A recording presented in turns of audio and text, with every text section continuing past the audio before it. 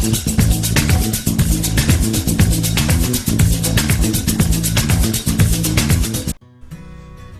जय हिंद जय भारत। मैं मदन लाल आज़ाद, संयोजक संस्थापक all India bike boat taxi union. आज दिनांक 11 सितंबर 2021 को आपके समक्ष प्रस्तुत हूँ कुछ खास सूचनाएं, खास जानकारी देने के लिए।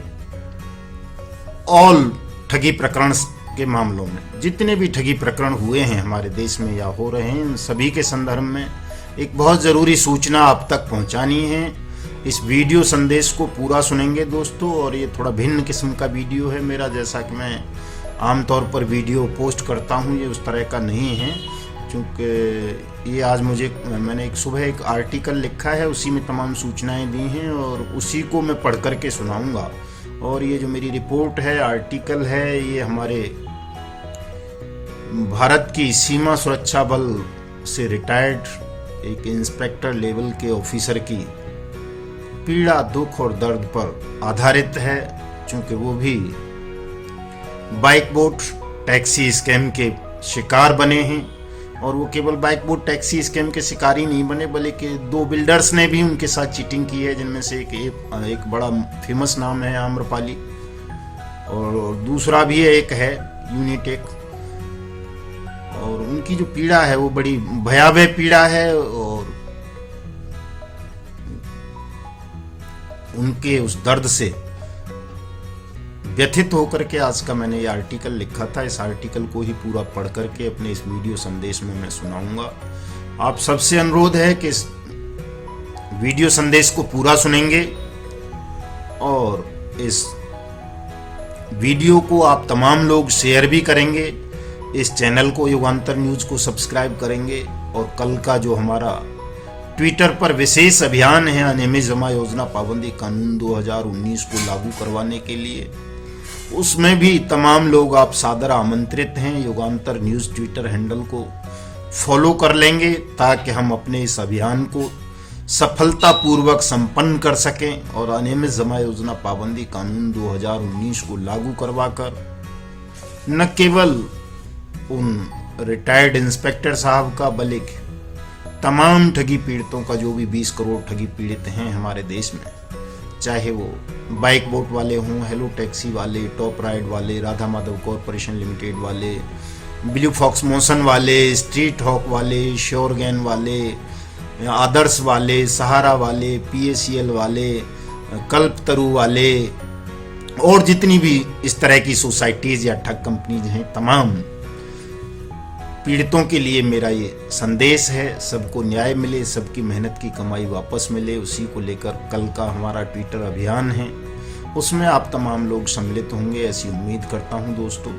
और हमारा जो फेसबुक पेज है 20 करोड़ ठगी पीड़ितों का ग्रुप, उसको भी तमाम साथी ज्वाइन करेंगे और हमारे इस संदेश को जगह जगह भेजेंगे, अपने दोस्तों में, अपने रिश्तेदारों में, अपने जानकारों में, ताकि सारी दुनिया को ये पता चल सके कि आखिर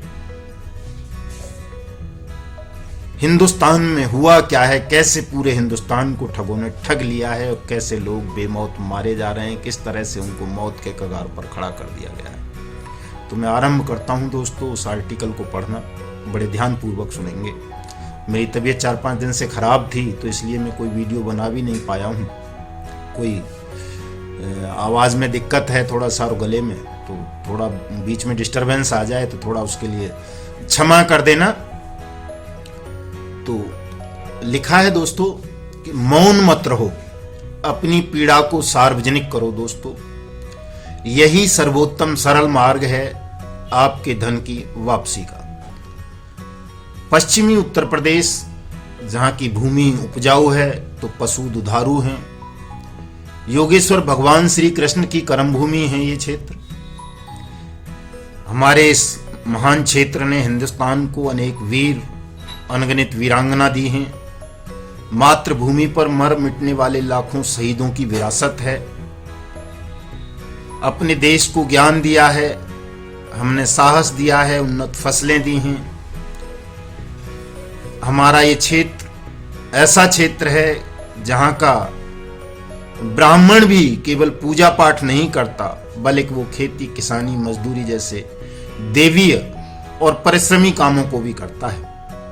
मुगल काल रहा हो या स्वतंत्रता संग्राम, हमने दोनों कालों में अपने देश की अखंडता, एकता और स्वतंत्रता के लिए प्रत्येक आंदोलन में, प्रत्येक लड़ाई में बढ़ चढ़ करके भाग लिया है और शहादतें दी हैं। अपने देश को विदेशी साम्राज्यों से मुक्त कराया है। और ये आज भी मुझे ऐसा लगता है कि हम लोगों को ही ठगमुक्त बेईमान रहित भारत का निर्माण करने के लिए सर्वाधिक कुर्बानी देनी होगी। अपनी महत्वपूर्ण भूमिका का निर्वाह करना पड़ेगा। गंगा जमुनी तहजीब, संस्कृति जिसको बोला जाता है, वो भी हमारे यहाँ ही विकसित हुई। हमने सदा ही अन्याय से बगावत की है, उसे धूल दूसरित किया है। हमारी यही संस्कृति रही है और हमें अपनी इस संस्कृति का और परंपरा का पालन करना है। स्थापित अन्याय का सदा ही मुकाबला करने वाले हमारे क्षेत्र के एक सैनिक को अपनी पीड़ा व्यक्त करना भी असहज कर रहा है, व्यथित कर रहा है, तो समझ सकते हैं कि चोट कुछ ज्यादा ही गहरी लगी है। ठगों ने, बेईमानों ने हमें ही नहीं, केवल पश्चिमी उत्तर प्रदेश की बात नहीं है दोस्तों, संपूर्ण देश के जवानों को, किसानों को, मजदूरों को, मेहनत कशों को इस तरह ठगा है, लूटा है कि हम लड़ना तो दूर, अपनी पीड़ा भी ठीक से व्यक्त नहीं कर पा रहे हैं। तनाव और अवसाद की ये भयावह परिस्थिति हमारे कितने ही जवानों को, किसानों को निगल चुकी है।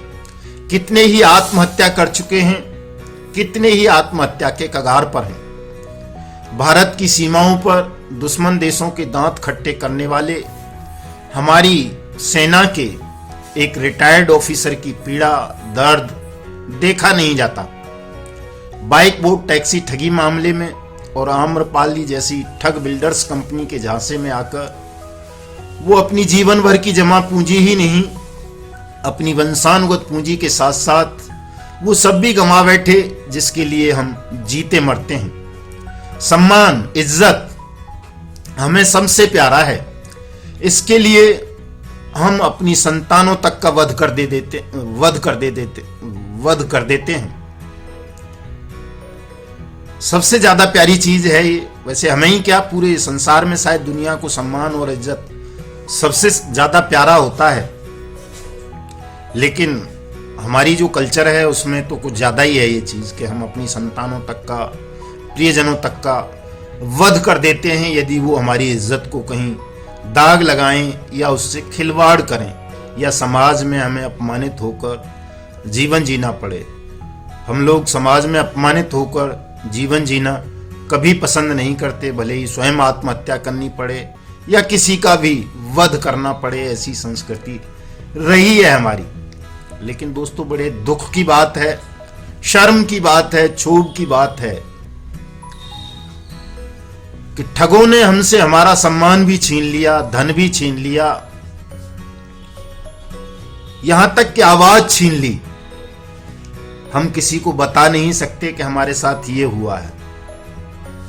ठगों ने हमसे हमारा सम्मान भी छीन लिया, जिस वजह से हम ही क्या, देश के अन्य हिस्सों के लाखों नहीं करोड़ों नागरिक भी अपनी पीड़ा, अपना दर्द, अपना दुख किसी को नहीं बता पा रहे।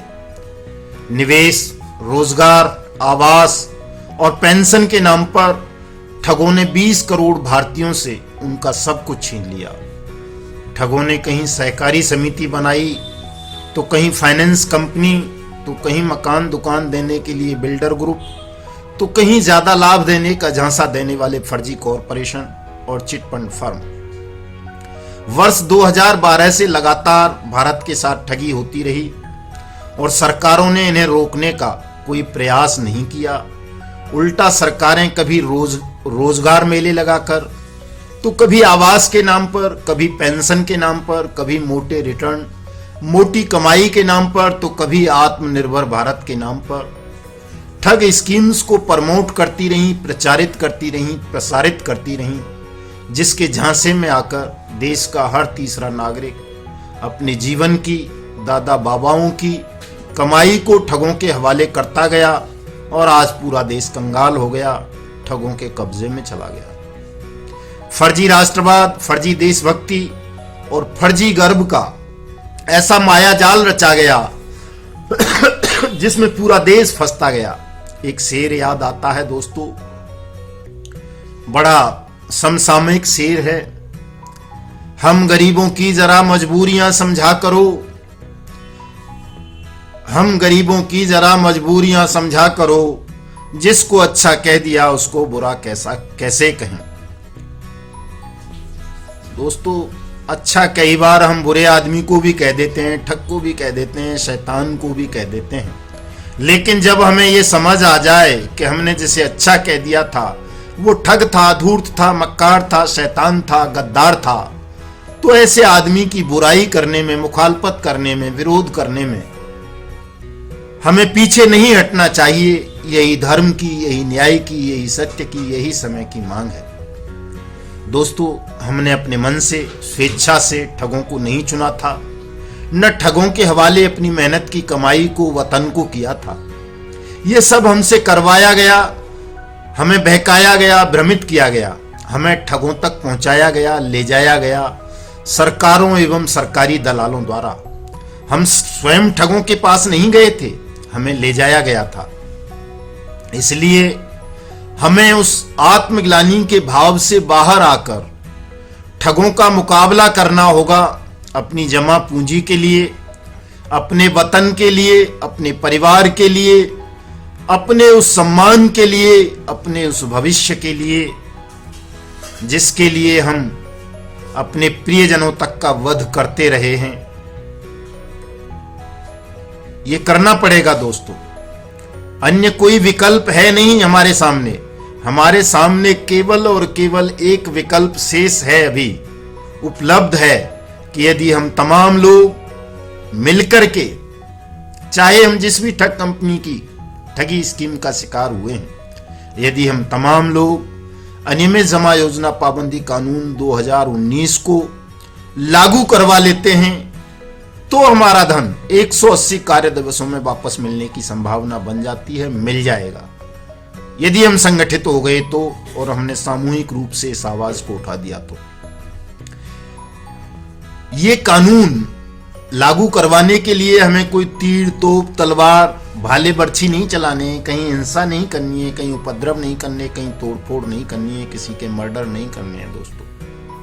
ये कानून हम बिना किसी नुकसान, बिना किसी हिंसा, बिना किसी अराजकता के लागू करवा सकते हैं, किंतु इसके लिए आपको संगठित होना पड़ेगा। छोटे स्वार्थों को, भयों को, मोह को, फर्जी राष्ट्रवाद को त्यागना होगा। आप संगठित हो गए और आपने पहले भुगतान फिर मतदान का नारा बुलंद कर दिया सामूहिक रूप से, तो ये जो बेईमान सिस्टम है यही आपको आपका पैसा वापस कर देगा।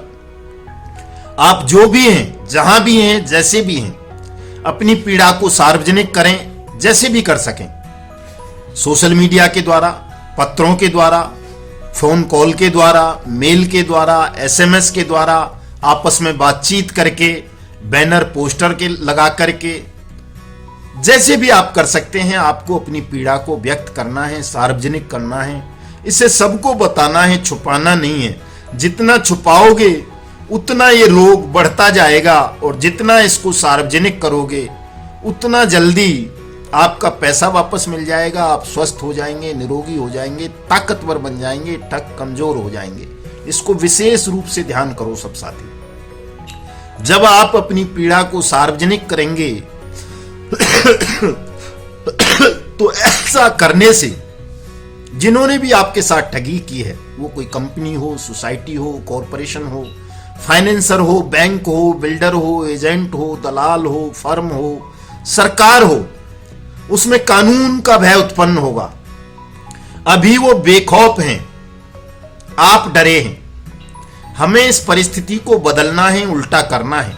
जैसे ही आप बोलने लगेंगे, अपराधियों में, उनका बचाव करने वालों में खौफ पैदा हो जाएगा। बेईमान सिस्टम कानून का अनुपालन करने को विवश हो जाएगा, और जो ठगी के धंधे अभी चल रहे हैं जो बचे कुचे को भी लूट रहे हैं वो बंद हो जाएंगे। नए पुराने लोग ठगी से बच जाएंगे, क्योंकि पुराने कुछ साथी भी अभी ठगी का शिकार बन रहे हैं। बारी बारी से ठगी की जा रही है, अलग अलग कंपनी बनाकर भिन्न भिन्न नामों से। बहुत सारे साथी हैं ऐसे करोड़ों की तादाद में, जिनके साथ एक नहीं 6-6 7-7 कंपनीज ने, कोऑपरेटिव सोसाइटीज ने, कॉरपोरेशन ने ठगी की है। आपको कोई लाठी, गोली, बंदूक, तोप, तीर, तलवार नहीं चलानी, बस अपनी पीड़ा व्यक्त करनी है, न्याय मांगना है। जब आप निर्भय होकर न्याय मांगोगे तो आपको न्याय अवश्य मिलेगा, ये भरोसा रखो। ये न सोचो मेरे न्याय मांगने से क्या होगा, आपके मांगने से ही न्याय मिलेगा। जब आप न्याय मांगोगे तो वो सब भी न्याय मांगने लगेंगे जिनके साथ छल हुआ है, धोखाधड़ी हुई है, ठगी हुई है। और आप ही न्याय नहीं मांगोगे तो कोई न्याय नहीं मांगेगा, ये समझ लो दोस्तों। इसलिए कोई मांगे या न मांगे, आप न्याय अवश्य मांगो। और ध्यान रखो, न्याय मांगने के लिए आपको किसी के समक्ष अनुनय विनय करने की, गिड़गिड़ाने की आवश्यकता नहीं है, न उसकी शरणागति स्वीकार करने की आवश्यकता है। न्याय आपका मौलिक अधिकार है, नैसर्गिक अधिकार है, ईश्वर ने दिया है ये अधिकार। और यदि आप न्याय मांगोगे तो वो आपको अवश्य मिलेगा। जो आपको न्याय नहीं देगा उसे उखाड़ कर फेंक दिया जाएगा, मैं इसकी गारंटी आपको देता हूं। निश्चिंत रहिए कि आप न्याय मांगोगे तो न्याय मिलेगा जरूर। जिसने भी आपके साथ अन्याय किया है उसे, और जो आपको न्याय नहीं देगा उसे, दोनों को दंडित किया जाएगा, बहुत जल्दी किया जाएगा। बस आप न्याय मांगना आरंभ करो, जैसे भी मांग सकते हो।